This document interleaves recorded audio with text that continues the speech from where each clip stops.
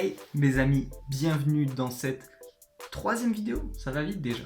Troisième vidéo de la série de vidéos qui va, je l'espère, vous aider à être plus productif dans votre vie de tous les jours. Aujourd'hui, de quoi est-ce qu'on parle? Aujourd'hui, on parle de comment réduire sa sensibilité aux distractions. Comment est-ce que vous pouvez être moins distrait quand vous travaillez? Il y a trois aspects dont je vais parler. Le premier aspect, c'est tout simplement de ranger ce que vous avez devant vous. Enlevez tout simplement ce que vous avez devant vous. Au moins, vous aurez de choses qui seront devant vous, à côté de vous, autour de vous, et au moins vous serez distrait. Soyez dans un endroit calme, soyez presque honnêtement face au mur sans avoir de post-it, sans avoir de photos, de cactus, de toutes ces choses-là, et évitez un maximum de distractions. Bien sûr, vous pouvez avoir quelques plantes, vous pouvez avoir quelques photos, mais l'objectif, c'est pas d'avoir non plus une tonne de tout, c'est d'avoir un minimum qui vous permette de quand même rester focalisé et de ne pas vous distraire au moindre coup d'œil que vous allez jeter sur quelque chose qui est sur votre bureau. Le deuxième conseil que je peux vous donner, c'est par rapport au téléphone. Les téléphones, je suis sûr que c'est votre plus gros frein.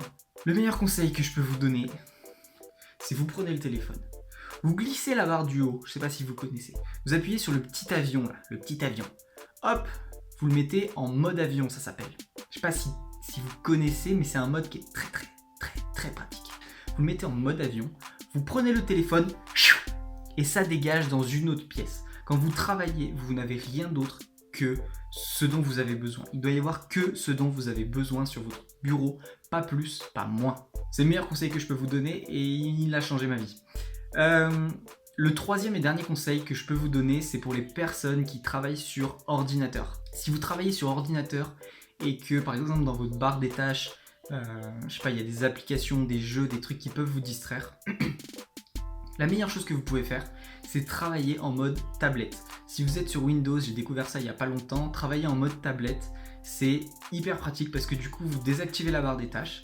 Pour aller sur Internet, c'est assez chiant parce que du coup, il faut aller dans la barre de recherche, trouver Google, enfin bref, c'est beaucoup plus long que si vous cliquez tout simplement juste sur la petite icône. L'objectif, c'est de compliquer la tâche à votre cerveau ou de la lui faciliter. Mais là, l'objectif, c'est de la lui compliquer pour pas qu'il y aille parce que ça va être trop chiant pour lui. Et puis au final, du coup, vous allez y réfléchir à deux fois. C'est comme avant de sauter du haut d'un plongeoir de 5 mètres dans une piscine. Des fois, vous avez tendance quand même à y repenser à deux fois. Ben là, ça va être la même chose. Plus vous laissez le temps passer et plus votre cerveau va y réfléchir à deux fois. Il faut que le processus de distraction dure plus de 2 secondes. S'il dure plus de 2 secondes, c'est bon, vous allez y repenser et vous allez arrêter. Si ça dure moins de 2 secondes, comme ouvrir Instagram, c'est fini, vous allez tout de suite être distrait. Voilà, j'en ai terminé avec ces 3 petits conseils, j'espère qu'ils vont pouvoir vous aider. Je vous assure que si vous les mettez en application, ils vont vous aider. Si vous voulez aller plus loin, j'ai créé un programme de coaching, d'accompagnement personnalisé dans lequel j'aide les étudiants à atteindre leurs objectifs plus rapidement et plus facilement, en leur partageant tous les outils qui leur permettent d'augmenter leur productivité, avec pour objectif du coup de travailler mieux pour travailler moins. Donc si ça vous intéresse, vous avez toutes les informations en description. Je me ferai un grand plaisir de vous accompagner. J'espère vous revoir très bientôt et avoir de vos nouvelles. C'était Duncan, merci de m'avoir écouté.